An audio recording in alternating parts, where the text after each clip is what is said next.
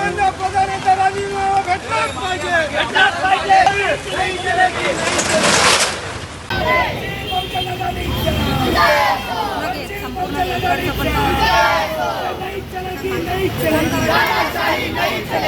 चलेगी, नाही चलेगी. मुंबईत वंचित बहुजन आघाडीच्या बंदला संमिश्र प्रतिसाद मिळत असताना भांडूपमध्ये मात्र या बंदला मोठा प्रतिसाद मिळाल्याचं चित्र पाहायला मिळालं. भांडूपमधील अनेक दुकानदार आणि रिक्षा चालकांनी स्वयंस्फूर्तीने बंद पाळला, तर सुरू असलेली काही दुकाने वंचित बहुजन आघाडीच्या पदाधिकाऱ्यांनी परिसरात फिरून शांततेत बंद करण्याचे आवाहन केले. महाराष्ट्र नगरसह भांडूपमधील विविध भागांमध्ये कार्यकर्त्यांनी रस्त्यावर उतरून व्यापाऱ्यांशी संवाद साधत बंदमध्ये सहभागी होण्याचे आवाहन केले. यावेळी कार्यकर्त्यांकडून घोषणाबाजीही करण्यात आली. मात्र संपूर्ण आंदोलन शांततेत पार पडावे आणि कोणताही अनुचित प्रकार घडू नये यासाठी भांडूप रेल्वे स्थानक परिसरासह संवेदनशील ठिकाणी पोलिसांचा कडक बंदोबस्त तैनात करण्यात आला.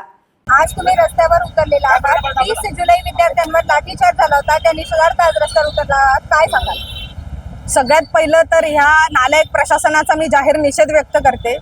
गेल्या महिन्याभरापासून 21 विद्यार्थ्यांनी आत्महत्या केलेल्या आहेत. जे विद्यार्थी स्वतःच्या भविष्यासाठी त्यांच्यावरती झालेल्या अन्यायाच्या विरोधात आवाज उठवत आहेत, अशा विद्यार्थ्यांवरती दिल्लीमध्ये जंतर मंतर या ठिकाणी जो लाठीचार्ज झाला, त्या लाठीचार्जच्या विरोधामध्ये बाळासाहेब आंबेडकरांनी वंचित बहुजन आघाडीच्या वतीने महाराष्ट्र बंदचा पुकार दिलेला आहे. आणि या महाराष्ट्र बंदमध्ये संपूर्ण महाराष्ट्रभरातून लोक, अनेक विद्यार्थी संघटना असतील, पक्ष असतील, जे लोकशाहीला मानणारे पक्ष असतील, ते रस्त्यावरती उतरत आहेत आणि या घटनेचा जाहीर निषेध करत आहेत. साधारणतः आता तुम्ही दुकानं वगैरे बंद करत आहात आणि बराच प्रतिसादही तुम्हाला मिळतो. पुढची ऍक्शन काय असणार आहे? आम्ही सध्या सगळ्यांना रिक्वेस्ट करत आहोत आणि लोकांमध्ये या गोष्टीचं प्रचंड गांभीर्य आहे. त्यामुळे आम्ही जेव्हा त्यांना हा मुद्दा सांगतोय त्यावेळेला आम्हाला कुणावरती जबरदस्ती करण्याची वेळ येत नाही. आम्ही अगदी सगळ्यांना हात जोडून विनंती करत आहोत. आता सध्या महाराष्ट्र बंदची पुकार बाळासाहेब आंबेडकरांनी दिलेली आहे. जर धर्मेंद्र प्रधानने राजीनामा नाही दिला किंवा ज्या नीट पेपर घोटाळ्याच्या विरोधात हा सगळा विद्यार्थी वर्ग रस्त्यावरती उतरलेला आहे, या विद्यार्थ्यांच्या प्रश्नांवरती जर तोडगा नाही काढला तर यानंतरची आमची पावलं आणखी कडक पद्धतीची असतील.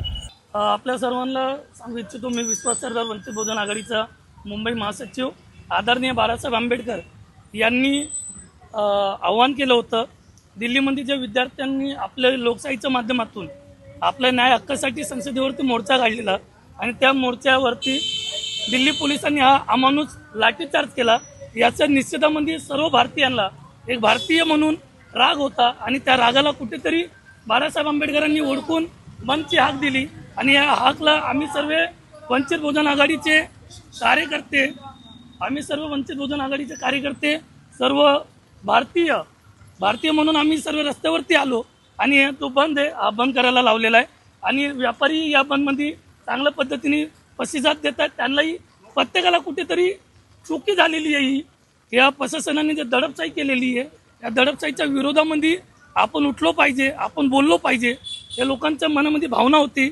दिल्लीपर्यंत आपण जाऊ शकत नाही आपल्या कामधंद्याच्या हिशोबाने, पण ज्या ठिकाणी आपण राहतो, ज्या व्यवसाय करत असेल, काम करत असेल, रिक्षा चालक असेल, टॅक्सी चालक असेल, त्यांनी युनियनवाल्यांनी स्वतःहून आमच्याशी संपर्क साधून त्यांनी या बंदला आम्हाला समर्थन दिलं. जरी कोणीही माझा बांधव आमच्या पक्षामध्ये नसेल, पण तो एक पालक आहे आणि त्यांनी या रस्त्यावरती उतरलं पाहिजे.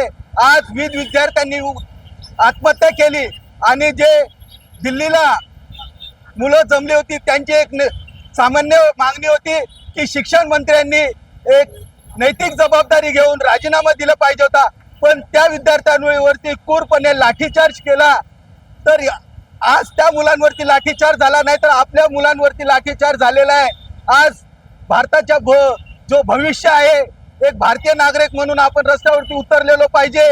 एक पालक म्हणून जी मनामध्ये वेदना असते, ती वेदना घेऊन मी आणि आमच्यासारखे सामान्य करते रस्त्यावर उतरलेले आहेत. व्हिडिओ जर्नालिस्ट प्रतापसह विद्या अमृतकार, शहर मुंबई.